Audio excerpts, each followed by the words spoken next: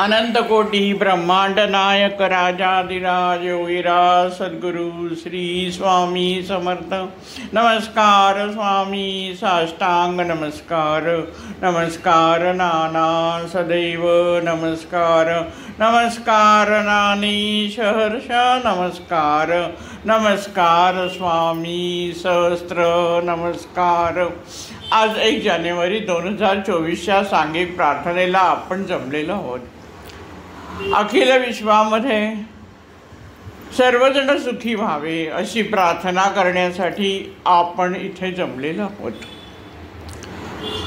आपण सर्वजण एका अदृश्य धाग्याने बांधले गेलेलो आहोत, कारण जगात कुठेही आर्थिक उलथापालथ झाली, राजकीय प्रवाहामध्ये काही बदल झाला, नैसर्गिक आपत्ती आली तर त्याचा परिणाम आपल्या जीवनावर कळत नकळत सदैव होत असतो।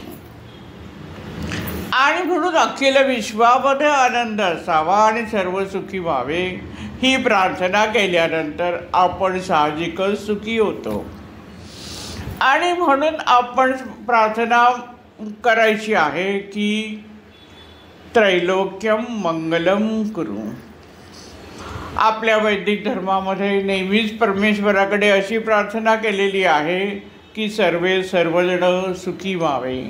स्वामी समर्थ परिवाराची स्थापना त्यासाठी झालेली आहे, सुखी व्हावे सारे जन, यासाठी श्री स्वामी समर्थांनी आपल्या नानांना दर्शन देऊन भक्ती मार्गाचा प्रसार करायला सांगितला।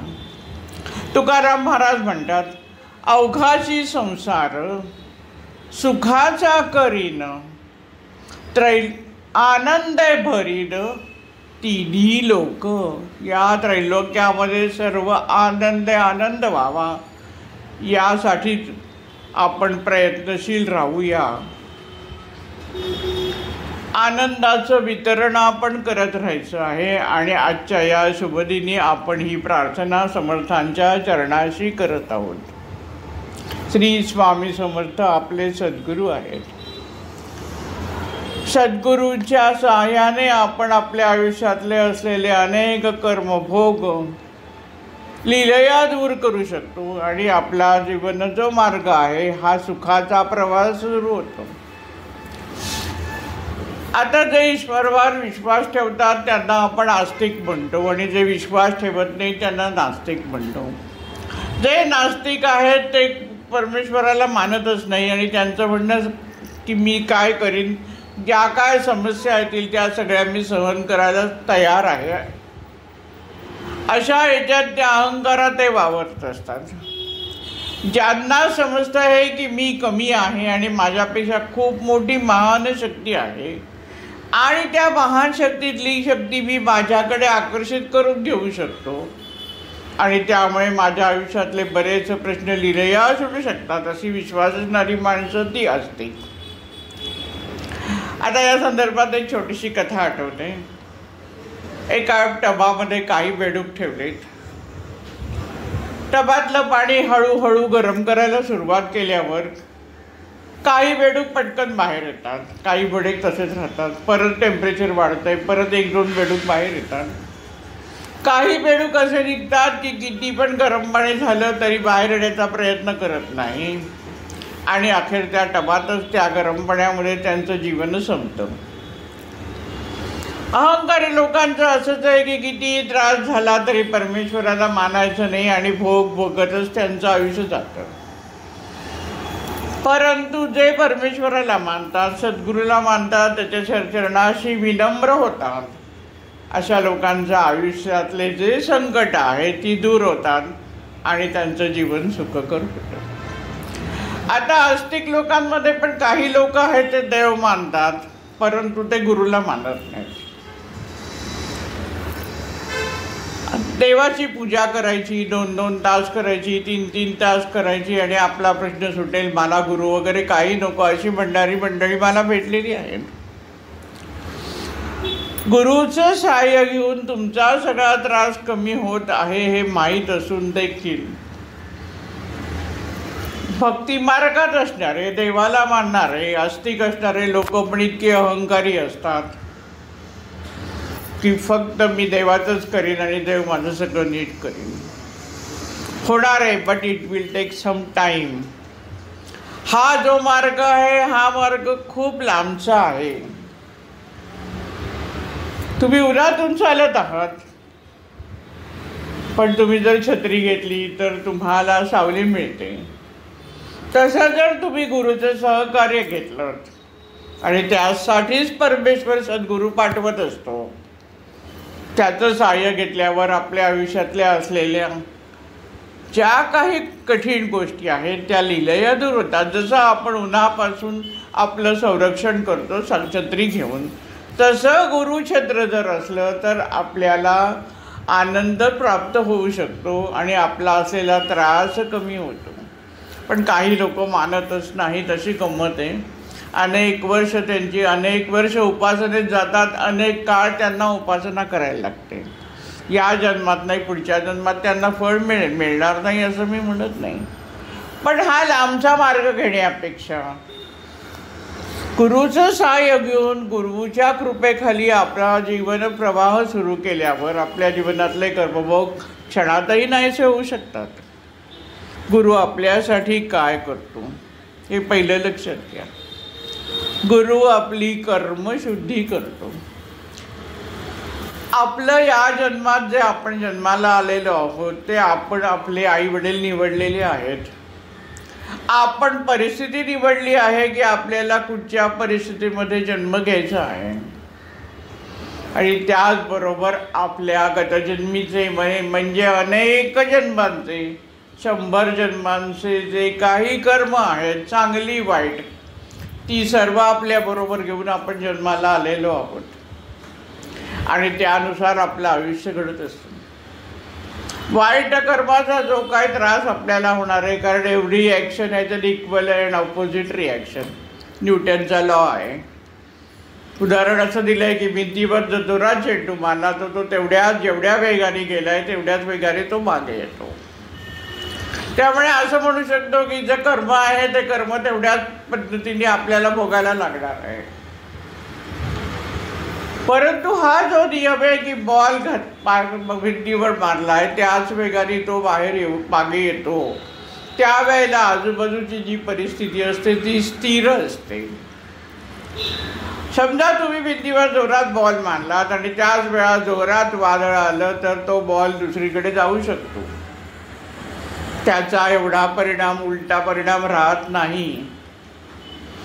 त्याचप्रमाणे तुमची कर्मभोग आहेत, पण तुम्हाला सद्गुरूचं सहकार्य लाभलं आहे तर तुमचे आपोआप कर्म दूर होतात आणि तुम्हाला जास्त भोग भोगायला लागत नाही. गुरु आपले कर्मभोग कमी करतो. कदाचित तो क्षणातही आपले अनेक कर्मभोग नाहीसे करू शकतो. अनंत जन्माचे कर्मभोगही तो नाहीच करू शकतो, फक्त या जन्मातले कर्मभोग नाही. आता हे जे कर्म आहे जे आपण अनेक जन्मांचं आहे त्याला आपण संचित कर्म असं म्हणतो. आणि त्यातला काही भाग आपण स्वतः निवडला आहे या जन्मात भोगण्यासाठी, त्याला प्रारब्ध कर्म म्हणतो. हे प्रारब्ध कर्म जे आहे हे या जन्मापुरतं आहे. मागच्या जन्माचं कर्म आहे ते पण शुद्ध होण्याची गरज आहे, कारण ते आज ना उद्या पुढच्या जन्मात उभं राहणार आहे. म्हणून सद्गुरूचं सहाय्य घेतलं तर या जन्मातली प्रारब्ध शुद्धी तर होतेच. आणि असे काही वेळेला भाग्यवंत असतात की त्यांच्या अनेक जन्माचे कर्माची शुद्धी सद्गुरू करून टाकतो. आता ही कर्मशुद्धी कशी होते? ज्याप्रमाणे सूर्य उगवल्यावर अंधार नाहीसा होतो, त्याचप्रमाणे सद्गुरू आपल्या जीवनामध्ये आला. सद्गुरूला आपण अनन्यभावाने शरण गेलो तर सद्गुरू आपल्या जीवनातले कर्मभोग नाहीसा करू शकतो. एवढ्या पुण्याचा साठा, एवढी शक्ती त्या सद्गुरूकडे असते.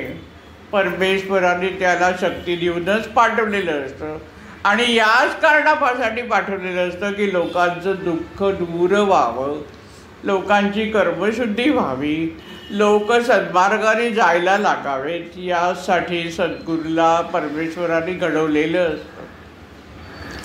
आता काही वेळेला सद्गुरूचं आपल्या शिष्यावर अपार प्रेम असतं आणि अशा वेळेला सद्गुरू त्या शिष्याचे कर्मभोग स्वतःकडे घेतो. एवढ्या उदार अंतःकरणाचा सद्गुरू असतो हे लक्षात घ्या.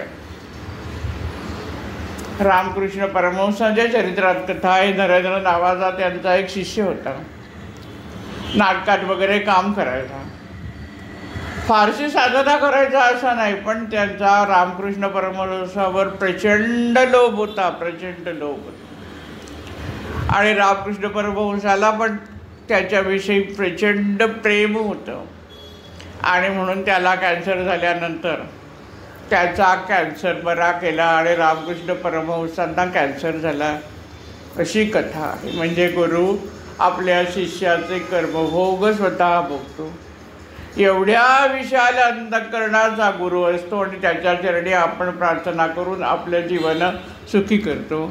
आणि म्हणूनच आपण श्री स्वामी समर्थांच्या चरणी प्रार्थना करण्यासाठी इथे सर्वजण जमलेलो आहोत.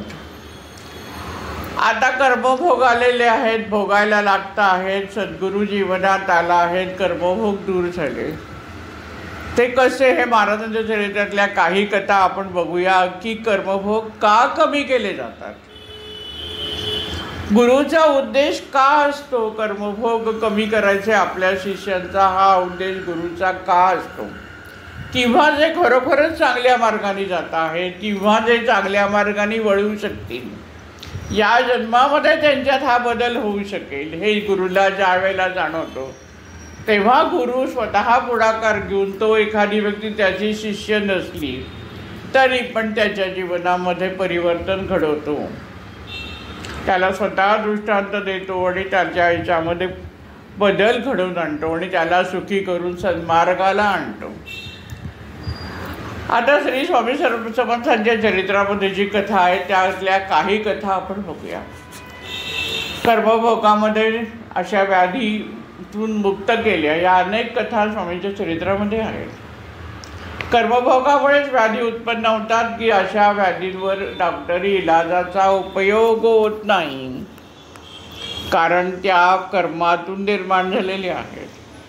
औषधापेक्षा कर्माचा नायनाट करणं गरजेचं असतं, म्हणजेच त्याच्यासाठी उपासना. मग मागच्या वेळेला सांगितल्याप्रमाणे आपल्या शरीरातली प्रत्येक सेल ही एनर्जी रिसीव करत असते, चांगली वाईट दोन्ही प्रकारची. जेव्हा तुम्ही उपासना करता तेव्हा जे काही व्हायब्रेशन्स निर्माण होतात, परमेश्वराच्या नावात असलेली जी नामाच्या उच्चारामध्ये असलेली जे स्पंदनं आहेत, ती स्पंदनं आपल्या प्रत्येक आपल्या बॉडीतील प्रत्येक सेलकडे आकर्षित केली जातात, ओढली जातात आणि त्यायोगे आपल्या सेलची असलेली विचारधारणा बदलते. प्रत्येक सेलला ज्ञान आहे, म्हणूनच हाताची बोटं हाताच्या असलेल्या सेल आहे त्या हाताचाच आकार घेतात, पायाचा असलेल्या सेल आहेत त्या पायाचाच आकार घेतात. प्रत्येक सेलला ज्ञान आहे, स्पंदन ग्रहण करण्याची शक्ती आहे, ती कशी वापरायची याचं ज्ञान आहे.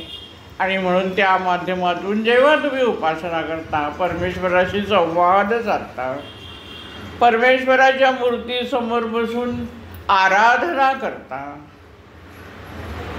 त्यावेळेला ती स्पंदनं जी निर्माण होतात ती तुमच्या सेलला चेतना देतात आणि ज्या वाईट गोष्टी आहेत त्या निघून जातात आणि तिथे चांगल्या गोष्टी येतात आणि मग व्यक्ती रोगमुक्त होते. पण स्वतः प्रयत्न करून नुसतं उपासना करून रोगमुक्त होता येईल, but it will take time. आणि जर तुम्ही गुरुचं सहाय्य घेतलं तर तुमची काही महिन्यात, काही वर्षात किंवा काही वेळेला अत्यंत क्षणातच. ठाकूरदास बुवांची कथा माहितीच आहे. ठाकूरदास बुवा खूप सुंदर कीर्तन करायचे, दत्तभक्त होते. तल्लीन होणं ते भजन करत असत, कीर्तन करत असत, त्यामुळे लोकांचा त्याच्यावर प्रचंड लोभ होता. अशा या ठाकूरदास बुवांना आयुष्यामध्ये एका मोठ्या संकटाशी सामना करायची वेळ आली. म्हणजे घडलं असं की त्यांच्या अंगावर गोड उठलं. चेहरा विद्रूप दिसू लागला. असा चेहरा घेऊन लोकांच्या समोर येणं त्यांना कठीण वाटू लागलं आणि जीवन जगणं असह्य झालं. आणि म्हणून ठाकूरदास बुवांनी असा निर्णय घेतला की काशीला जायचं आणि आत्महत्या करायची. परंतु तत्पूर्वी ते दत्तभक्त असल्यामुळे त्यांच्या मनात विचार आला की दत्तगुरूंच्या स्थानी जाऊन उपासना करावी आणि तिथून नंतर काशीला जावं. आणि या विचाराने ते गिरगावातून निघाले. बरोबर त्यांनी दत्तपादुकांवर वाहण्यासाठी कस्तुरी घेतली होती. गाणगापूरला गेले. तिथल्या लोकांना ते परिचित होते, कारण ते अनेक वेळा गाणगापूरला जात असत. तिथल्या सेवक मंडळींनी, भक्त मंडळींनी त्यांना आग्रह केला की तुम्ही कीर्तन करा. आणि त्याप्रमाणे रोज रात्री ते तिथे कीर्तन भजन करत असत. शेवटच्या दिवशी रात्री कीर्तन करताना त्यांनी निर्णय घेतला की उद्या सकाळी इथून निघायचं आणि काशीला जायचं. त्याच रात्री त्यांच्या स्वप्नामध्ये दत्तात्रय गेले. दत्तात्रेयांनी त्यांना आदेश दिला की तू अक्कलकोटला जा. आता दत्तात्रेयांचा आदेश तो मानलाच पाहिजे आणि म्हणून ठाकूरदास बुवा अक्कलकोटला आले. त्यांच्या मनात संदेहच होता की दत्तांनी मला इथे कशाला पाठवलं. जे दत्त महाराज करू शकणारे त्याच्यापेक्षा आणखीन कोण असणारे शक्ती, असाच विचाराने ते खरं म्हणजे आलेले. इकडे स्वामी समर्थ सर्व जाणतच होतं, त्यांनीच सगळा आदेश दिलेला. आता ठाकूरदास बुवांच्या मनात असलेली शंका दूर व्हावी आणि त्यांची निष्ठा आपल्यावर बसावी आणि त्यांच्याकडून काही सेवा घडावी आणि ते दुःखमुक्त व्हावे अशी भावना श्री स्वामी समर्थांची होती. आणि म्हणून स्वामी समर्थांनी ठाकूरदास बुवांना काही सांगण्याऐवजी फक्त एक नुसता प्रश्न विचारला, हमारी कस्तुरी कहाँ है. ठाकूरदास बुवाजी कस्तुरी घेऊन गेलेले होते गाणगापूरला. तिथे दत्तांच्या पादुकावर कस्तुरी वाहण्याचे ते विसरले. ती कस्तुरी त्यांच्या सामानात तशीच होती. लागलीच ठाकूरदास बुवांच्या मनामध्ये स्वामींच्या विषयी अपार श्रद्धा निर्माण झाली. धावत घरी गेले, सामानातून कस्तुरी घेऊन आणली आणि ती महाराजांना दिली. अर्थात महाराजांनी ती कस्तुरी दुसऱ्यांना देऊन टाकली. महाराजांना ती नको. महाराजांना काय हवं आहे, त्यांना काही नको आहे. तुम्ही फक्त सर्वजण चांगल्या मार्गाने जावे आणि तुम्ही सर्व सुखी व्हावे. ठाकूरदास बुवांच्या मनामध्ये श्रद्धेचं बीज रोपण करण्यासाठी केवळ महाराजांनी त्यांच्याकडे कस्तुरी मागून तू कुठे आला आहे त्याची जाणीव ठाकूरदास बुवांना करून दिली. ठाकूरदास बुवा अत्यंत विनम्र झाले आणि महाराजांच्या इथे सेवा करत राहिले. आपल्याला यांनी दुःखमुक्त करावं, रोगमुक्त करावं ही भावना पण ते विसरून गेले होते आणि अत्यंत प्रेमाने स्वामींची सेवा करत मठामध्ये असलेल्या रोजच्या सगळ्या कार्यक्रमामध्ये सहभागी होत महाराजांची सेवा करत राहिले. आणि एक दिवस अशी घटना घडली की महाराजांनी त्यांच्या अंगावर जळतं लाकूड फेकलं. त्या लाकडाचा स्पर्श झाला आणि त्या क्षणाला ठाकूरदास बुवांचं जे कोड अंगावर होतं ते नाहीचं झालं. ठाकूरदास बुवांची कर्मशुद्धी महाराजांनी अशा प्रकारे करून घेतली. अपेक्षा ही ठाकूरदास बुवांची नव्हती की आपल्याला हे रोगमुक्त करतील. कुठलीही अपेक्षा न करता निरपेक्ष बुद्धीनी असलेल्या त्या स्वामींच्या चरणाशी त्यांनी जी सेवा केली त्या सेवेचं फळ ठाकूरदास बुवांना मिळालं. आता महाराजांनी त्यांची कर्ममुक्ती करून घेतली, त्यांना बोलवून घेतलं आणि करून घेतली. कारण ते खऱ्या अर्थाने उपासक होते, सन्मार्गाने जाणार होते, लोकांना भक्ती मार्गाला लावत होते आणि त्यांच्याकडून त्यांनी आत्महत्या करून आपल्या जीव आयुष्य घालवून टाकणं त्याच्यामध्ये समाजाचंच नुकसान होतं. आणि म्हणून जी व्यक्ती समाजासाठी उपकारक ठरू शकते अशा व्यक्तीला महाराज जीवदान देतात, त्याची कर्मशुद्धी करतात, त्याच्या मार्गातले असलेले अडथळे दूर करतात. आणि म्हणून भक्तिमार्गात स्वतः भक्तिमार्गाने जायचं आहे आणि भक्तिमार्गाचा प्रसार करायचा आहे. बुद्धी कशी ठेवायची आहे, निस्पृह ठेवायची आहे, काही अपेक्षा न ठेवता भक्ती करत राहायची. हे या उदाहरणावरून आपल्याला दिसेल. ठाकूरदास परत मुंबईला आले. स्वामी समर्थांनी त्यांना पादुका दिल्या. गिरगावला ठाकूरदास बुवांचा तो मठ आहे, त्या मठात त्या पादुकांची स्थापना झालेली आहे. येऊन त्यांनी परत आपल्या धर्मप्रसाराचं कार्य सुरू ठेवलं. लोकांना भक्ती मार्गावर लावण्यासाठी भजन कीर्तन करून त्यांचा कामाचा वेग पुढे वाढत गेला आणि अनेक असंख्य लोकांना त्या गोष्टीपासून फायदा झाला. ते चांगल्या मार्गावर आले. त्यांच्या आयुष्यात चांगल्या घटना घडल्या. त्यांच्या आयुष्यात असलेली काही जी दुःख होती ती नाहीशी झाली. अशा प्रकारचं कार्य जीवदान देऊन श्री स्वामी समर्थांनी करून घेतलं. जगन्नाथ शिरोडकर नावाचे असेच मुंबईचे गृहस्थ. पायाला जखमा झाल्या, तळपायाला बऱ्याच जखमा झालेल्या, त्यामुळे चालणं अशक्य. काही रोग असे असतात की ते औषधाने बरी होऊ शकत नाहीत, कारण ते कर्मभोगाचे रोग असतात. आणि म्हणून जेव्हा शिरोडकरांना अनेक डॉक्टर दाखवून सुद्धा कुठचाही इलाज होत नाही, अशा वेळेला त्यांना कोणीतरी सांगितलं की तू अक्कलकोटला जा. आणि त्याप्रमाणे ते अक्कलकोटला आले. महाराजांच्या कृपेने आपण बरं व्हावं अशा अपेक्षेने ते आलेले. रोज महाराजांचं दर्शन घेत असत. महाराजांकडे काही मागणी केली नाही की मला दुःखमुक्त करा. रोज येत असत आणि महाराजांचं चरणतीर्थ घेऊन जात, आपल्या डोळ्यांना लावत आणि पीत असत. महाराज आपल्याला बरं करणार हा विश्वास त्यांच्या ठिकाणी होता आणि म्हणून सारखी मनधारणी करण्याची गरज पडतच नव्हती. 8 दिवस झाले, 10 दिवस झाले, 15 दिवस झाले, 1 महिना झाला, 2 महिने झाले, 3 महिने झाले. सातत्याने शिरोडकरांचं जे आहे व्रत ते चालूच राहिलं आहे अखंड. महाराजांनी सर्व जाणलं आहे की आता लवकरात लवकर ह्याची कर्मशुद्धी करून याला रोगमुक्त केलंच पाहिजे. आणि म्हणून महाराज एक दिवस मुद्दामून अक्कलकोटपासून 7 ते 8 किलोमीटर अंतरावर असलेल्या एका गावात जाऊन थांबले. शिरोडकरांचा नित्य नियम होता की सकाळी महाराजांचं दर्शन घ्यायचं, चरणतीर्थ घ्यायचं. आज महाराज अक्कलकोटमध्ये नाही आणि ते 7-8 किलोमीटर अंतराच्या गावावर आहे हे कळल्यानंतर शिरोडकरांनी आपला निर्धार तसाच ठेवला आणि ते दर्शनासाठी गेले. सेवकाच्या खांद्यावर बसून 7 ते 8 किलोमीटर अंतर कापत शिरोडकर महाराजांना भेटले. महाराजांचं चरणतीर्थ घेतलं.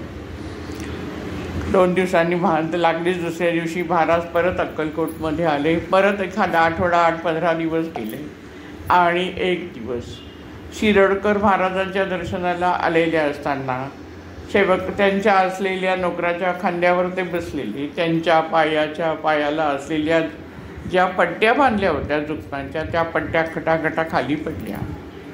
जखमा मोकळ्या झाल्या आणि त्याच्यावर स्वामी समर्थांची दृष्टी गेली.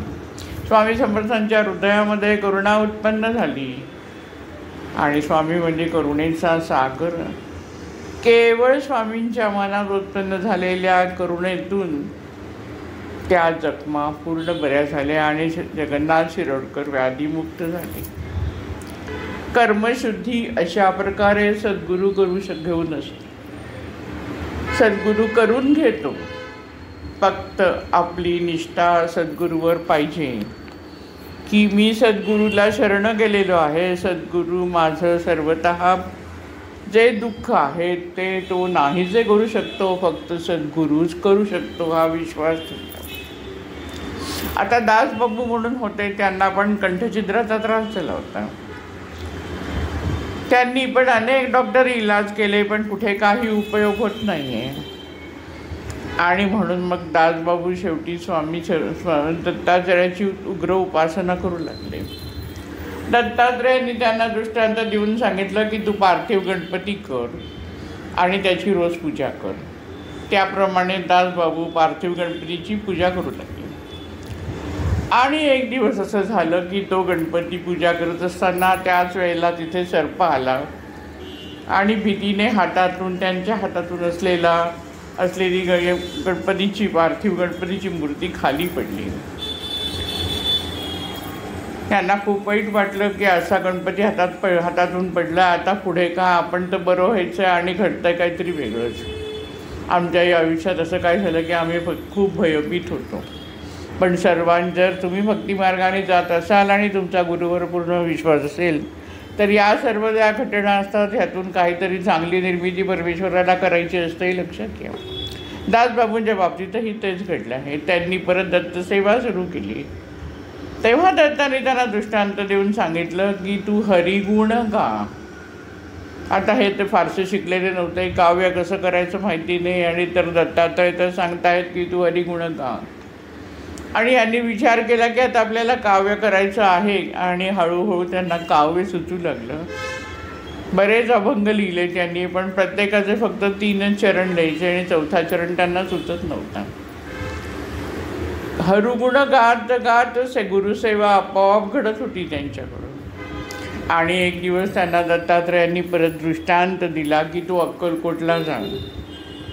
दासबाबू अक्कलकोटला आले. गुरुची दत्तात्रयाची आज्ञा आहे म्हणून आले. जसे ठाकूरदासबुवा आले त्याचप्रमाणे दासबाबू मनामध्ये केवळ दत्तात्रयांनी आपल्याला सांगितलं आहे म्हणून आले. स्वामींना बघताच त्यांच्या मनामध्ये स्वामींच्या विषयी अपार प्रेम आणि भक्ती निर्माण झाली.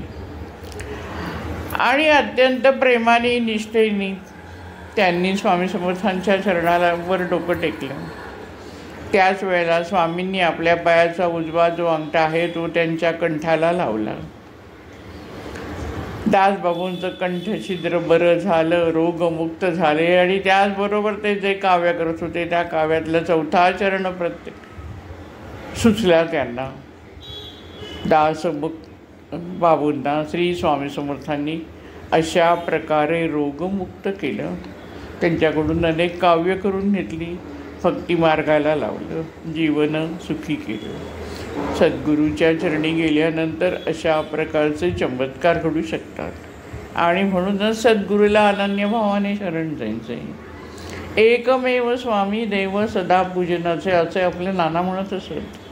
निष्ठा ठेवा समर्थांच्या ठिकाणी.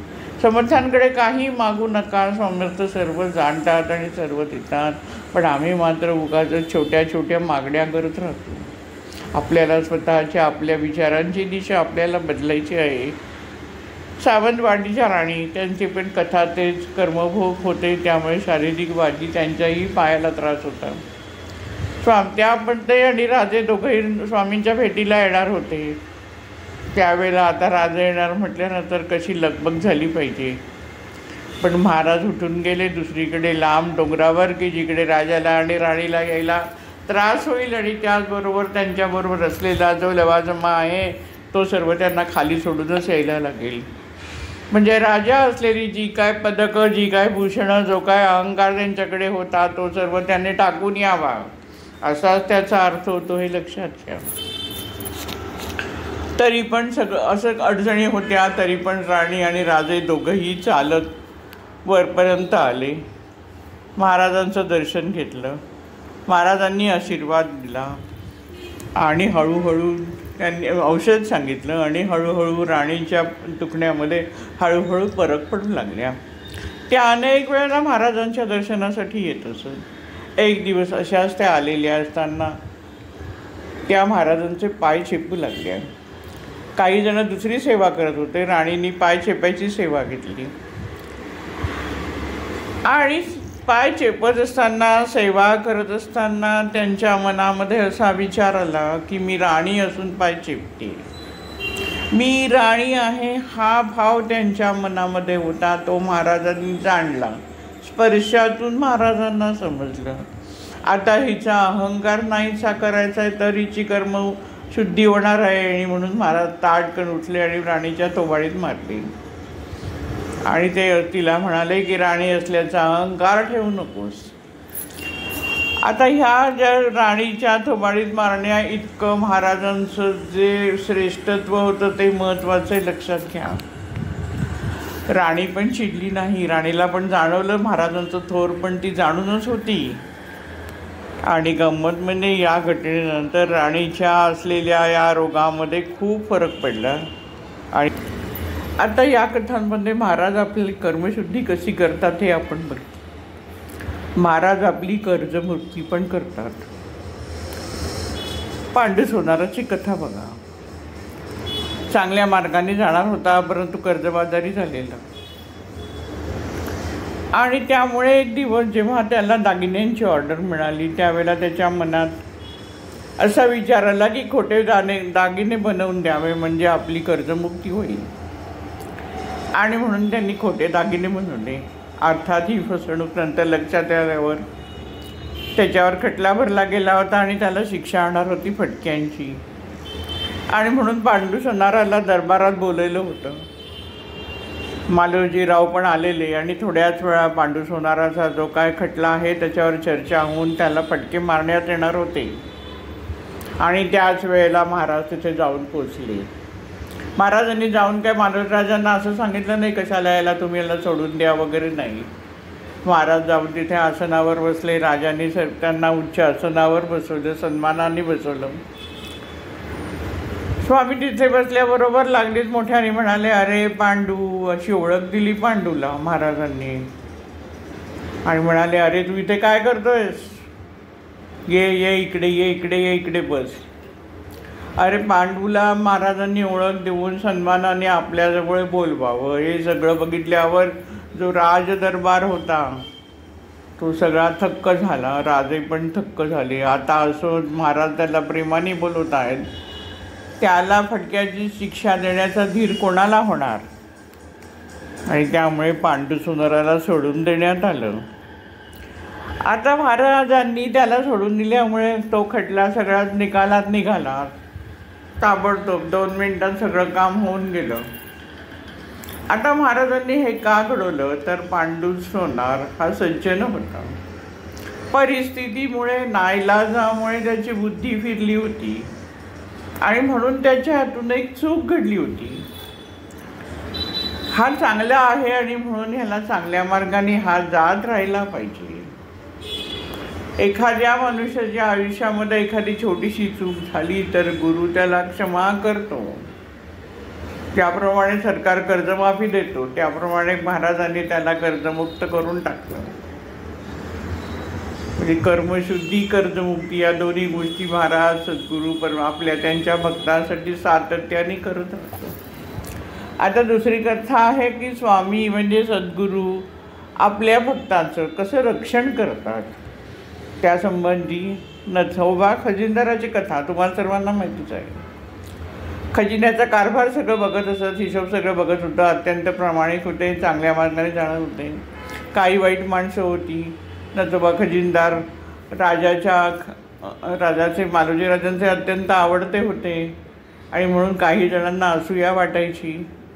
आणि म्हणून त्यांनी नथोबाला त्रास देण्यासाठी राजाकडे अशी कंप्लेंट घेऊन नेली की खजिन्यामध्ये 2000 रुपये कमी मिळत आहेत. अर्थात जबाबदारी नथोबा खजिनदारावरच आली, त्याच्यावरच आरोप लादला गेला. नथोबाला खूप वाईट वाटलं. इतके प्रामाणिकपणे आपण काम करून सुद्धा आपल्यावर अशा प्रकारचा आरोप होतो आहे. महाराजांचा भक्त होता, महाराज सर्व जाणून होते.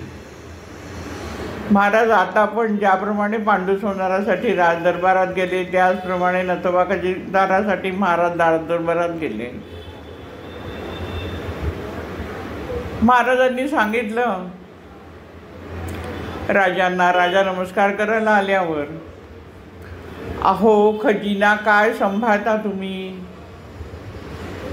असा कारभार करून चालणार आहे का, दरडावून विचारलं. मोजा खजिन्यातले पैसे मोजा, खजिन्यात पैसे कमी नाहीत असं महाराजांनी सांगितलं. मालोजीराव मान खाली घालून गेले. परत मोजणी सुरू झाली आणि जो हिशोब होता तो पूर्ण बरोबर होता. अर्थात नथोबा खजिनदार दोषमुक्त झाला. आता अशा प्रकारे नथोबा खजिनदाराचं महाराजांनी रक्षण केलं आहे, त्याला या संकटापासून वाचवलेलं आहे. फार मोठा आरोप त्याच्यावर झाला असता आणि त्याला शिक्षा झाली असती.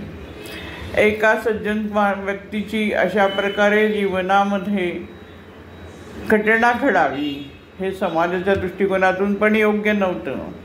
की सन्मार्गाने जाऊन सुद्धा त्या माणसाला आयुष्यामध्ये त्रासच भोगायला लागला.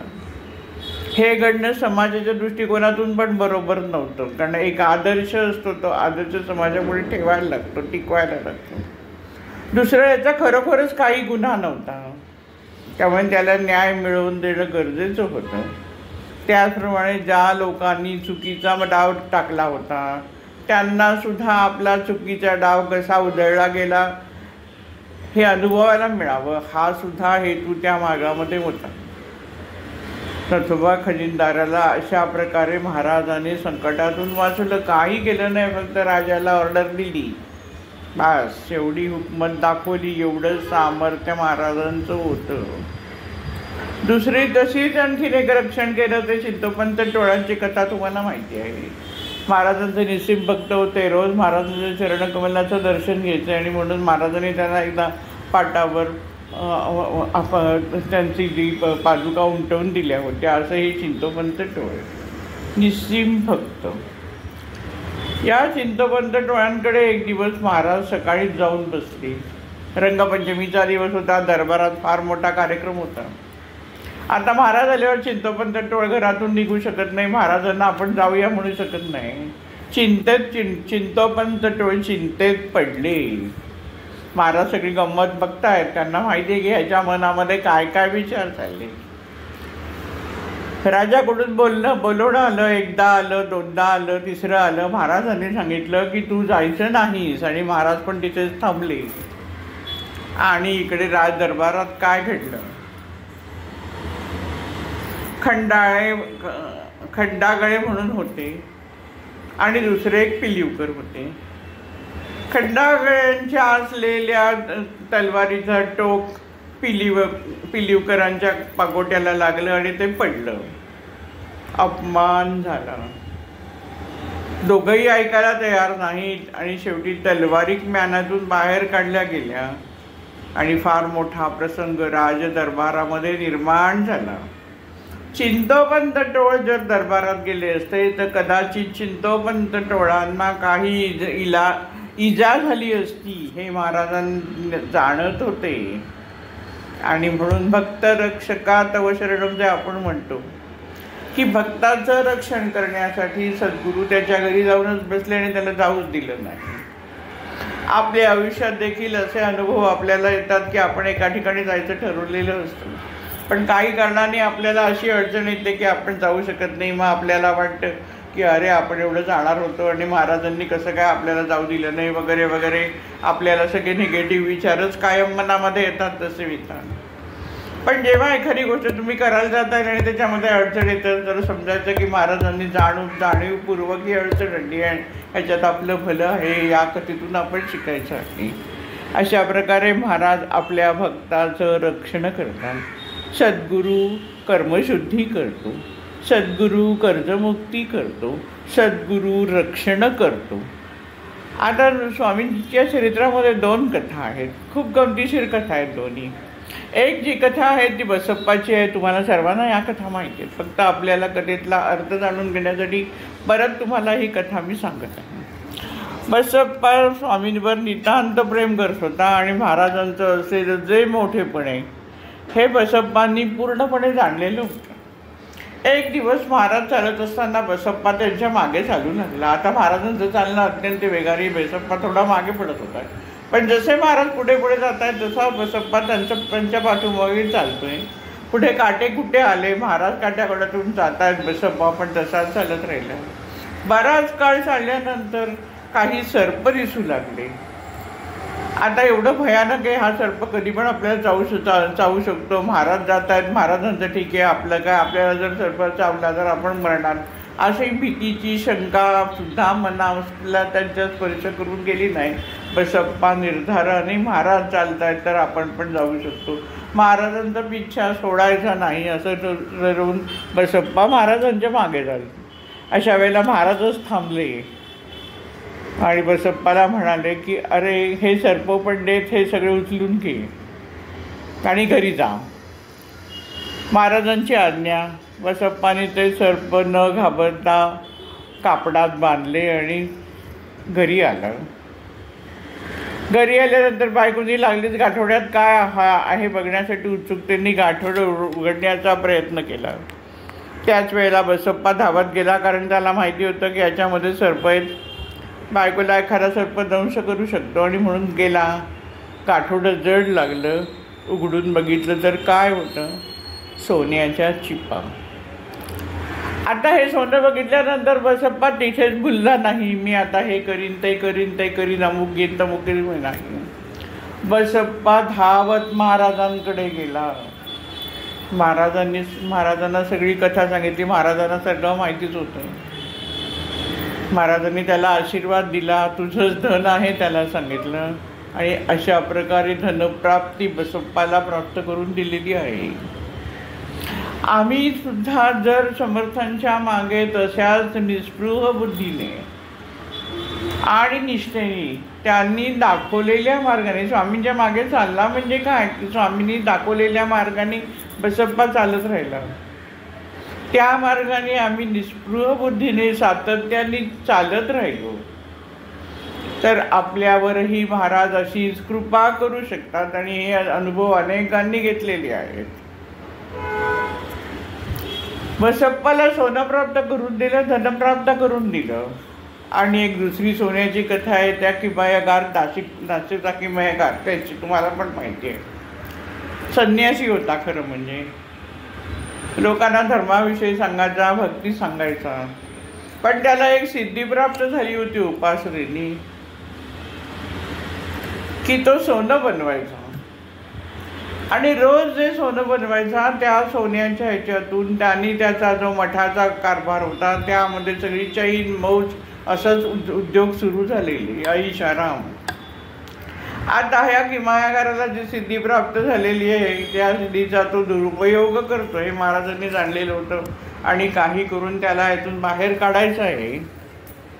महाराजांचं एक वामनराव म्हणून भक्त होते. तुम्हाला माहिती आहे वामनबुवा स्वामींच्या चरणाशी असून सुद्धा या अगाधशा शक्तीच्या चरणाशी आपण आहोत. या अगाध शक्तीचा आपल्यावर लोभ आहे, प्रेम आहे, हे सगळं समजून सुद्धा आणखीन कुठेतरी जाऊन मला आणखीन काहीतरी पुण्यप्राप्ती होईल किंवा एखादी सिद्धी प्राप्त होईल किंवा मला मोक्ष प्राप्त होईल किंवा मला मान प्रतिष्ठा प्राप्त होईल, अशा प्रकारचे अनेक विचार या वामनबुवांच्या मनात येत असत. आणि म्हणून ठिकठिकाणी देवदर्शनाला धावत असत. असे वामनबुवांना जेव्हा या किमयागाराची गोष्ट कळली तेव्हा ते नाशिकला त्या किमयागाराच्या मठामध्ये गेले. त्यांनी बघितलं, त्यांना पण आश्चर्य वाटलं, हे अशा प्रकारचं सोनं बनतं. पण त्यांना ते पटलं नाही. आणि म्हणून त्यांनी किमयागाराला सांगायचा प्रयत्न केला की अरे बाबा, तू हे जे काय करतोय ते सगळं चुकीचं करतो आहे. महाराजांना येऊन पण सांगितलं की असं तिकडे घडत आहे. महाराजांनी पण निरोप दिला की त्याला तू परत जाऊन निरोप दे की या सगळ्या ह्याच्यातून ही सिद्धी तू सोड आणि तू ह्याच्यातून बाहेर ये.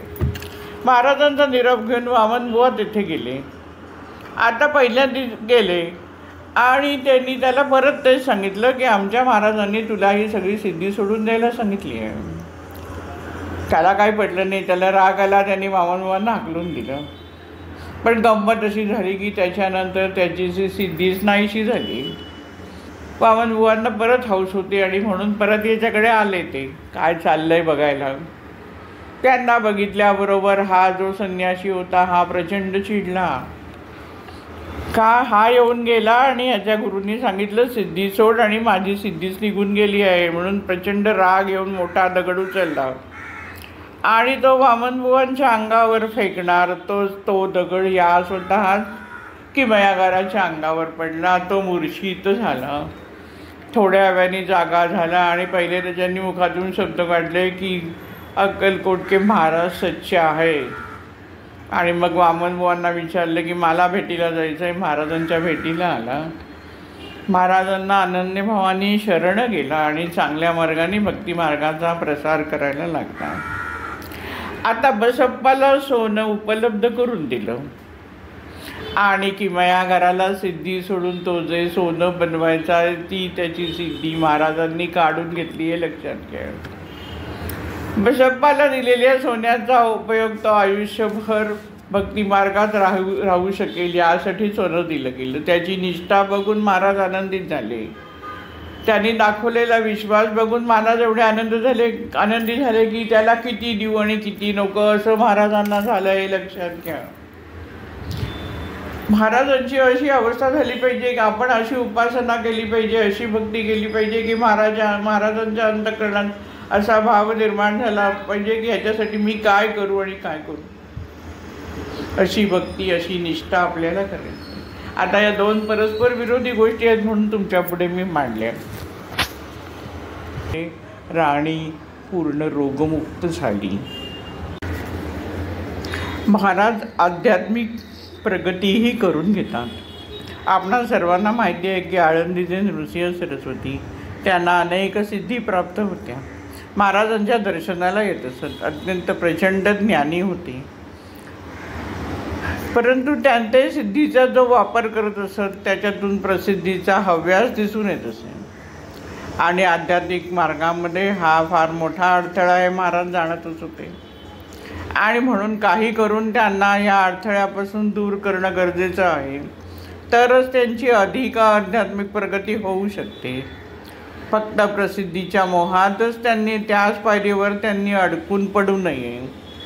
यासाठी महाराजांच्या दर्शनाला आळंदीचे नृसिंह सरस्वती आलेले असताना महाराजांनी त्यांना सिद्धी सोडण्यास सांगितली. आता सिद्धी सोडली तर आपल्याला काय प्रसिद्धी राहणार असा विचार आळंदीचे नृसिंह सरस्वती यांच्या मनात असल्यामुळे काही काळ ते सिद्धी सोडण्यास तयार नव्हते. परत महाराजांच्या दर्शनाला आल्यानंतर महाराज त्यांना एकच गोष्ट सांगत असत की सिद्धी सोड, पण सिद्धीचा हव्यास सुटत नाही. अशा वेळेला एकदा ते महाराजांच्या दर्शनाला आलेले असताना स्वामी समर्थांनी त्यांच्या आज्ञाचक्राचा भेद केला आणि त्या क्षणाला नृसिंह सरस्वती या सिद्धीच्या मोहातून बाहेर पडले. त्यांच्या आध्यात्मिक प्रगतीमध्ये असलेला अडथळा अशा प्रकारे महाराजांनी दूर केला आहे. महाराज प्रत्येकाला वेगवेगळ्या प्रकारची कृपा करतात. ज्या प्रकारची कृपेची गरज आहे ती कृपा जाणून महाराज कृपे करतात. तसेच विष्णुदास बुवा आपल्याला सर्वांना माहिती आहे, ब्रह्मचारी विष्णू बुवा वेदांताचे अभ्यासक होते, पंडित होते. पारशी लोकांना वादविवाद त्यांनी हरवलं होतं. असे हे अत्यंत प्रचंड ज्ञानी विद्वान व्यक्ती अहंकाराने ग्रासली गेली होती. ज्ञानाला अहंकाराचा विळखा पडलेला होता आणि अशा वेळेला माणसाची आध्यात्मिक प्रगती होत नाही, तो अहंकारातच वाहून जातो. आणि अहंकारातून कळत न कळत त्यांच्या हातून चुकीच्या गोष्टी होऊ शकतात, इतरांचा ते अपमान करू शकतात. आणि म्हणून त्यांना जडलेला हा रोगच आहे. हा दूर करण्यासाठी महाराजांनी एक दिवस त्यांना एकाच शब्दात सांगितलं. स्वप्नामध्ये त्यांना इंगळ्या दिसल्या आणि ते महाराजांकडे जेव्हा आले तेव्हा महाराजांनी एका शब्दात त्यांना सांगितलं, ब्रह्मतदाकार वृत्तीच्या गप्पा करतोस आणि स्वप्नातल्या इंगळ्यांना घाबरतोस. एकच वाक्य बोलले महाराज. आता घटना अशी घडली होती की हे वेदांत पंडित महाराजांना भेटायला आले. त्यांना वाटले सगळे लोक महाराजांकडे चालतायत, आहे तरी कोण, माझ्यासारखा कोणी विद्वान असू शकत नाही, या माणसाला काय याच्याकडे काय आहे ते बघावं. अशा बुद्धी डोक्यामध्ये घेऊन, असे विचार डोक्यात घेऊन मोठ्या अहंकाराने महाराजांना भेटायला आले होते. महाराज सर्व जाणून होते. आल्यानंतर त्यांनी महाराजांशी चर्चा करायचं ठरवलं आणि महाराजांना प्रश्न केला की ब्रह्मतदाकार वृत्ती म्हणजे काय. महाराज काहीच बोलले नाही. महाराज गप्प बसले. झालं, आता यांचा असलेला जो अभिमान होता तो अभिमान आणखीनच वाढला, अधिकच वृद्धिंगत झाला की बघा एवढे हजारो लाखो लोक धावत आहेत त्यांच्या चरणाशी, पण त्यांना एवढं पण काही सांगता येत नाही आहे. मी किती हुशार आणि माझ्याकडे किती ज्ञान आहे अशा प्रवृत्तीने आपल्या घरी आले. रात्री झोपले आणि स्वप्नात त्यांना इंगळ्या दिसल्या. सगळीकडे इंगळ्याच इंगळ्या आणि प्रचंड घाबरले.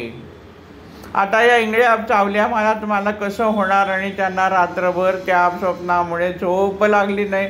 सगळीकडे इंगळ्या दिसल्या आणि सकाळी परत सगळं झालेला रात्रीचा कारभार विसरून आपण कसे घाबरलो होतो वगैरे सगळं विसरले. परत मोठ्या अभिमानाने महाराजांच्या दाराशी आले. परत महाराजांची परीक्षा घ्यायला आणि त्यावेळेला महाराजांनी त्यांना असा प्रश्न विचारला, ब्रह्मतदाकार वृत्तीच्या गप्पा मारतोस आणि स्वप्नातल्या इंगळ्यांना घाबरतोस. एका वाक्यात एवढी शक्ती होती, एवढं तेज होतं की ते शब्द त्यांच्याबरोबर बुद्धीचं ला जाऊन पोचले आणि आपण कुठे आहोत याची जाणीव त्यांना झाली आणि त्यांचा अहंकार दूर झाला. अशा प्रकारे आळंदीचे नृसिंह सरस्वती, ब्रह्मचारी विष्णुबुवा या सर्वांचा अहंकार महाराजांनी दूर केला आणि त्यांची आध्यात्मिक प्रगती करून घेतली. त्याचप्रमाणे नाशिकचे बाबा ढोलप म्हणून होते. खूप उपासना करायचे, सकाळी उठून जप अनुष्ठान होते. परंतु त्यांना या आध्यात्मिक मार्गामध्ये काही शंका होत्या आणि या शंकांचं निरसन करणारं त्यांना कोणी भेटलं तर ते त्याच्याशी गप्पा मारून प्रयत्न करत की आपल्या शंका दूर होतील. परंतु कितीही साधू संन्यासी त्यांना भेटले तरी पण ते त्यांच्या प्रश्नाचं उत्तर देऊ शकत नव्हते. बाबासाहेब ढोलपे यांची धडपड चाललेली आहे की योग्य गुरु मला मिळावा, योग्य मार्गदर्शक मला मिळावं, माझ्या सगळ्या आध्यात्मिक मार्गामध्ये असलेल्या सगळ्या शंका दूर व्हाव्यात, अशी धडपड बाबा ढोलपांची चालली आहे. महाराज सर्वच जाणत होते. एक दिवस त्यांना ध्यानाला बसलेले असताना स्वामी समर्थ समोर उभे राहिले आणि त्यांना अक्कलकोटला ये असं सांगितलं. बाबा ढोलपांना आपल्याला दिसलं ही कोण व्यक्ती आहे, काय हे काही समजलं नाही. पण अक्कलकोटला ये असा आदेश आला आणि म्हणून ते अक्कलकोटला आले. महाराजांच्या चरणाशी आले. महाराजांचं दिव्यतेचे बघून दिपून गेले आणि महाराजांनी त्यांच्या मनात ज्या शंका होत्या त्या शंकांचं उत्तर त्यांनी शंका पुढे न विचारताच महाराजांनी त्यांना सगळ्या प्रश्नाची उत्तरं भराभरा दिली आणि त्यांच्या मनामध्ये ज्या काही संशय राहिलेला होता, प्रगतीमध्ये ज्या गोष्टीचं ज्ञान त्यांना हवं होतं ते ज्ञान स्वामी समर्थांनी बाबा ढोलपांना करून दिलं. म्हणजे त्यांची देखील श्री स्वामी समर्थांनी आध्यात्मिक प्रगती करून घेतली. अशा प्रकारे सद्गुरू कर्मशुद्धी करतो, सद्गुरू भक्ताचं रक्षण करतो, सद्गुरू कर्जमुक्ती करतो, सद्गुरू आध्यात्मिक प्रगतीतले अडथळे दूर करून माणसाला पुढे अधिक प्रगतीपथावर स्वामी समर्थ घेऊन जातात. आता दुसरी अशी एक गोष्ट आहे ती स्वामींच्या शरीरातली मला महत्त्वाची वाटते, सर्वांच्या दृष्टिकोनातनं आपल्यासारख्या सर्वसामान्य लोकांसाठी फार महत्त्वाची आहे. आता स्वामींच्या अशा विविध लीला आपण सिरियलमधून, पिक्चरमधून ऐकतो, लोकांकडून ऐकतो, पुस्तकातून वाचतो आणि मग मनामध्ये आपल्या सर्व मनात यायला लागतं की महाराजांना सगळं शक्य आहे. तर महाराजांनी माझ्या आयुष्यामध्ये अशा सगळ्या घटना घडवल्या पाहिजेत. आम्ही म्हणतो पण अशक्य ते शक्य करतील स्वामी सगळेजण म्हणत असतात आणि अपेक्षा अशीच वाढत राहते की जे काही अशक्य आहे ते पण महाराजांनी माझ्या आयुष्यामध्ये शक्य करून दिलंच पाहिजे. अशी प्रकारची एक भावना लोकांच्या मनामध्ये आजकाल निर्माण झाली आहे. अशक्य ते शक्य करतील स्वामी हे बरोबर आहे, पण तुमच्या प्रारब्धामध्ये आणि तुमची प्रारब्धशुद्धी या जन्मामध्ये किती होणार आहे या गोष्टीचा पण तिथे विचार करणं गरजेचं आहे. ते सुरुवातीला म्हटलं की आपण अनंत जन्मांचं कर्म घेऊन येतो. आजकाल पाच लाईफ रिग्रेशनचे बरेच कोर्स होतात. 1 जन्म, 2 जन्म, 3 जन्म, 7 जन्म असे अनेक जन्म दाखवू शकतात. आता मागच्या जन्मात अनेक जन्मात आपण जे काय केलं ते सुरुवातीला सांगितल्याप्रमाणे या जन्मात आपण संचित कर्म आणि संचित प्रारब्ध घेऊन जन्माला आलेलो असतो. या प्रारब्ध कर्मानुसार काही गोष्टी घडतात. त्यात जे प्रारब्धात अजिबातच होऊ शकत नाही या जन्मामध्ये त्या कर्माची शुद्धीच होऊ शकत नाही आहे किंवा ती शुद्धी करून आपण सुखी होणार नाही आहे. त्याच्यातून आपल्या आयुष्याला भक्तिमार्ग मिळणार नाही आहे. उलट आपला हव्यास वाढत जाणार आहे की माझं अशक्य काम होतं ते महाराजांनी असं केलं, आता मी हे आणखी हवं आहे, मला हे आणखी हवं आहे, हा हव्यास आमचा वाढत जाणार. अशा वेळेला महाराज तिथे थांबवतात. त्यामुळे सगळ्याच गोष्टी अशक्य आहेत त्या महाराजांनी सगळ्या शक्य करून माझ्यासाठी शक्य कराव्या असा अट्टाहास धरू नका. महाराजांवर सोपवून द्यायचं आहे. पांडुसोदांनी सांगितलं का मला वाजवा, सांगितलं का आपोआप महाराज तिथे येऊन बसले. नथोच्या खजिनदाराच्या रक्षणासाठी आले, चिंतोपंत टोळ्यांच्या रक्षणासाठी स्वामी धावत आले.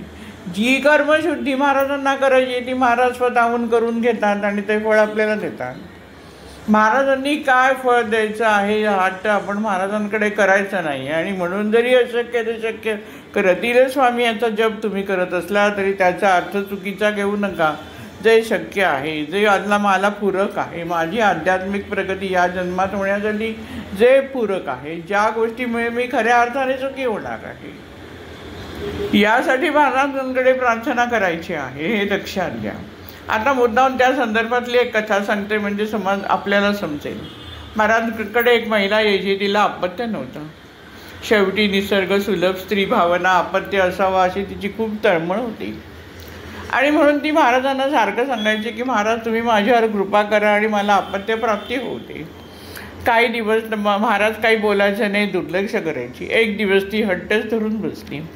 म्हणून महाराज तिला म्हणाले की अगं तुझ्या नशिबात अपत्य प्राप्ती नाही आहे, तुझ्या प्रारब्धात नाही आहे ते. त्यावेळेला ती लागलीच म्हणाली मग कशाला पाहिजे देव. तिचा हो अवतार बघून महाराज म्हणाले आता हिला हे काहीतरी दाखवून देणं गरजेचं आहे. आणि म्हणून महाराज म्हणाले की ठीक आहे, मी तुला 2 खारका देतो, या खारका घे तू तुझ्या जवळ ठेव. ती आनंदाने घेऊन निघाले की चला आता महाराजांनी मी काय सांगते, मी काय हट्ट करते, माझं घराणं महाराजांनी ऐकलं आहे आणि महाराजांनी मला काहीतरी करायला दिलं आहे.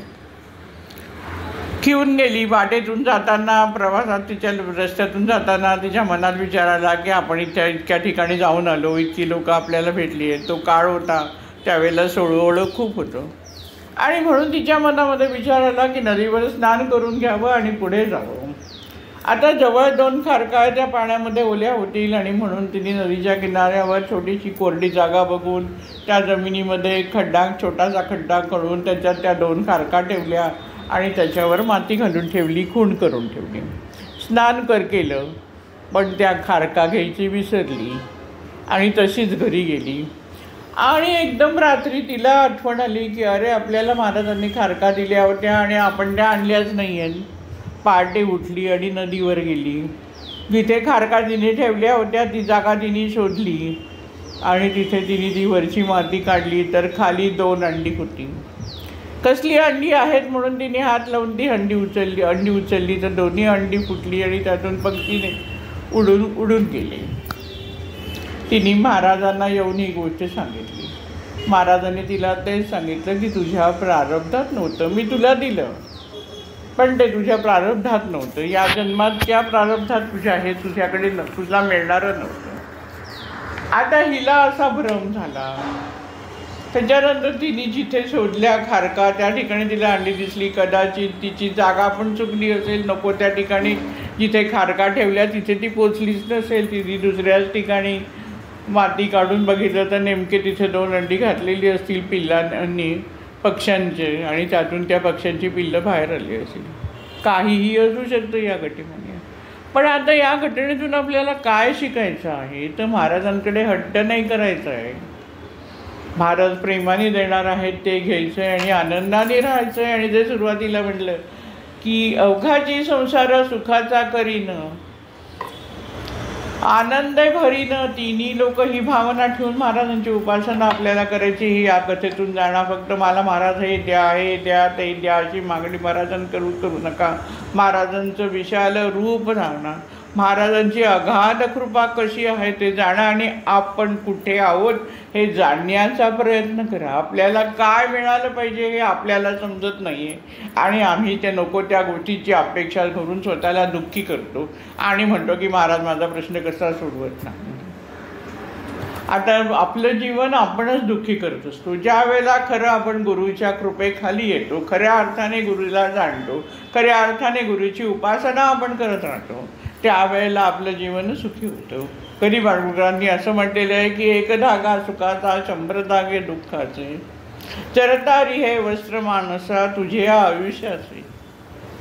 पण जो गुरुभक्ती करतो आणि स्वामींसारखे त्याला गुरु लाभलेले आहेत, नानांकडून त्याला स्वामी समर्थांची भव्य दिव्य अशी उपासना, छोटीशी उपासना मिळाली आहे की तिच्यामध्ये प्रचंड शक्ती आहे. अशा उपासना करणारा माणसाच्या आयुष्यात असं म्हणू शकतो किंवा अभिमानाने म्हणतो की 1 धागा दुःखाचा 100 धागे सुखाचे. जरतारी हे वस्त्र मानसा या आयुष्याचे, अशी महाराज आपल्यावर कृपा करतात. म्हणून महाराजांकडे हट्ट करायचा नाही हे पहिलं शिकायचं. महाराजांच्या उपासनेत कुठेही हट्ट ठेवू नका. महाराज जाणतात, महाराज करतात, हाच भाव म्हणतात. हे सगळं जाणण्यासाठी या सगळ्या कथा ज्या तुम्हाला माहिती आहेत, पण त्याचा गर्भित अर्थ तुमच्या पुढे मांडणं. आता आपणच आपलं आयुष्य दुःखी कसं करतो या संबंधीच्या काही मजेदार कथा मी तुम्हाला सांगणार आहे. खरोखरच मजेदार आहेत. तुम्हाला पण ऐकून एकदम खोट्या रंगवून सांगत. खूपच कमी. एक गृहस्थ माझ्याकडे आले, वर्ष 78. म्हणाले की माझे डायव्होर्सची केस सेटल होण्यासाठी मी तुमच्याकडे आलेलो आहोत. एक क्षण कानावर विश्वास बसला नाही. मी म्हटलं कोणाची केस? म्हणाले माझी. म्हटलं काय? वय वर्ष किती? म्हणजे 78. कारण काय? म्हणाले नाही, आमच्या दोघांचे मतभेद झालेले आहेत. माझं हे सेकंड मॅरेज, ती माझ्याहून 20 वर्षांनी लहान. आता आमचं पटत नाही आहे आणि म्हणून आता मला डायव्होर्स लवकरात लवकर हवं आहे. म्हटलं का? पण तुम्हाला घाई काय? तुमची बायको कुठे राहते आता? म्हणजे नाही नाही, बायको माझ्याबरोबरच राहते. आम्ही गोव्याला असतो, ती गोव्याची म्हणून मी गोव्याला गेलो. मी खरा मुंबईचा, मुंबईत माझी प्रॉपर्टी आहे.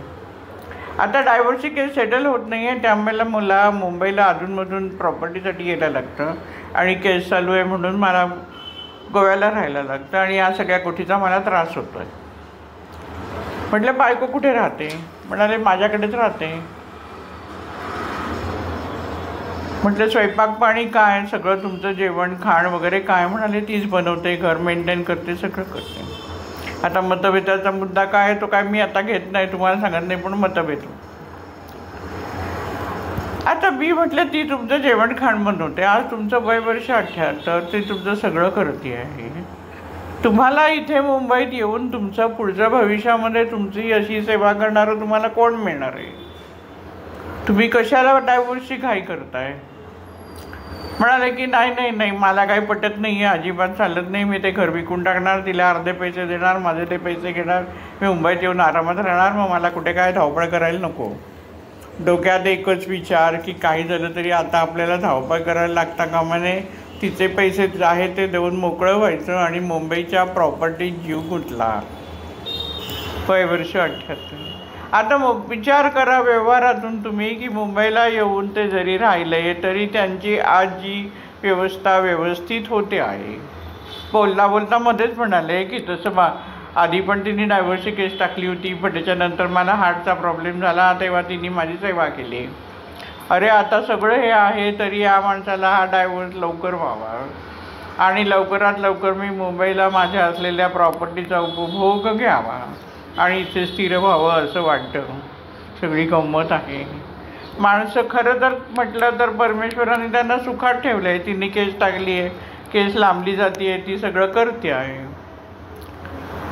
पण जे काय सुख आहे आणि जर त्या सुखासाठी इकडे दुर्लक्ष करून आपण नको त्या गोष्टीचा अट्टहास केला तर आता पुढे आयुष्यात आपल्याला आणखीन प्रॉब्लेम निर्माण होणार आहे की आपल्याला कोण बघणार हा विचार या माणसाच्या मनात येत आलाच नाही आणि तो पटतच नाही. अशी सगळी गंमत आहे आज समाजामध्ये. म्हणजे हा माणूस स्वतःला दुःखी करून घेतो आहे. सगळं व्यवस्थित चाललेलं आहे, पण काय चाललंय त्या सुखामध्ये सुख लावून घ्यायचं नाही. कुठेतरी दुःख शोधायचं आणि मी दुःखच आहे आणि देवाने मला या दुःखातून मुक्त करावं अशा धारणेनेच आपण आयुष्यामध्ये वागत असतो. दुसऱ्या व्यक्तीची कथा अशी वर्ष 56 मला भेटायला आलेली. म्हणाले की 14 वर्ष माझी डायव्होर्सची केस चाललेली आहे, पण ही केस सेटलच व्हायला नको आहे मला. मी म्हटलं सेटल न तुमचे डायव्होर्सचं कारण काय? तुमचं पटत होतं ना की मतभेद कशावर झाले?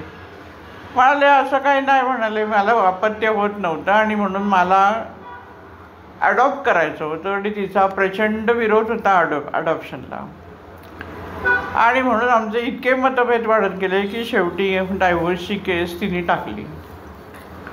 पण मला डायव्होर्स द्यायचा नाही. म्हटलं म्हणजे तुम्हाला परत सुखाने संसार करायचा आहे का? म्हणाले नाही नाही नाही, तो प्रश्न नाही आहे. मी जर डायव्होर्स माझी केस जर सेटल झाली तर माझा जो आता खारमध्ये फ्लॅट आहे त्याची जवळजवळ 2 कोटी किंमत आहे. त्यातले 1 कोटी तिला द्यायला लागतील आणि मला तो फ्लॅट विकायला लागेल आणि मला दुसऱ्या ठिकाणी छोटा फ्लॅट घ्यायला लागेल. मी आश्चर्याने त्या व्यक्तीकडे बघतच राहिले. मी म्हटलं किती वर्ष संसार केला? म्हणाले 13 वर्ष संसार केला. म्हटलं 13 वर्ष तुमचं रिलेशन कसं होतं? मला अतिशय उत्तम होतं. ती सगळं व्यवस्थित करायची, आमचं चांगलं पटायचं. फक्त या एका प्रश्नावरून आमच्यात डिस्प्यूट निर्माण झाली. मी त्यांना म्हटलं की तुम्हाला अपत्य नाही, तुमच्या बायकोला पण सोडून दिलं जातं आहे, म्हणजे बायको म्हणजे पण तिला पैसे द्यायचे नाहीत म्हणून तुम्हाला तो फ्लॅट विकायचा नाही. पण नंतरचा तुम्ही काय विचार केला आहेत का? तर म्हणाले हो, नंतर माझ्या भाचीला देणार. माणसं कशी कशी मोहात अडकतात ते बघा तुम्ही, साध्या साध्या गोष्टी. मी म्हटलं भाचीला काहीतरी तुम्ही कोणाला तरी देणारच आहात ना शेवटी. मग ज्या बायकोबरोबर तुम्ही 13 वर्ष संसार केला, तिने तुमचं जेवणखाण बघितलं, सगळं बघितलं, तुम्ही प्रेमाने राहिला, अशा बायकोला द्यायचं नाही म्हणून डायव्हर्स शिकवत लांबवायची आणि नंतर ते आपल्या भाचीला द्यायचं. असला अव्यवहारीपणाचा विचार माणसाच्या मनात येतो आणि जिथे सुख आहे ते सुख न म्हणता आपलं आयुष्य अशा प्रकारे माणसं दुःखी अट्टाहासाली दुःखी करतात आणि महाराजांनी असं आपलं काम करावं असा हट्ट करतात. ही गंमत आहे. आता दुसऱ्या एका व्यक्तीची कथा अशी की त्याला नोकरीमध्ये चांगलं हे होता, पगार होता, त्याची पोझिशन चांगली होती, सगळं होतं. पण तरी पण त्याच्या मनामध्ये समाधान नव्हतं. त्याला असं वाटायचं की मला जेवढा मान मिळायला पाहिजे तेवढा मान मला नोकरीत मिळत नाही आहे, जेवढा पगार मला मिळायला पाहिजे तेवढं मिळत नाही, जेवढं मला समाजाने माझी हुशारी ऑफिसमधल्या माझ्या बॉसनी उच्च असताना जो बॉस आहे त्यांनी माझी हुशारी जाणावी, मला मोठं सन्मान मिळावा, अशा प्रकारच्या व्याधीने ते ग्रस्त झालेले होते आणि ते माझ्याकडे आले आणि आल्यावर 15 मिनटं ते ऑफिसमध्ये मला कशा प्रकारचा त्रास आहे असं सगळं बोलत होते. मी पण शांतपणे ऐकत होते. बोला काय म्हणताय ते सांगा, तुमच्या मनात असलेलं काय ते सगळं बाहेर येऊ दे. मग मी त्यांना म्हटलं की ठीक आहे, आता त्यांच्या समाधानासाठी मला काही करणं गरजेचं होतं. एकदम सांगू शकत नाही की अहो असं करू नका. म्हटलं ठीक आहे, तुम्ही पत्रिका आणली आहेत का? जर पत्रिका आणली का असं विचारल्यावर माणसांना खूप खरं वाटतं की चला पत्रिका बघून काहीतरी सांगणार आहे म्हणजे नक्कीच काहीतरी चांगलं होईल.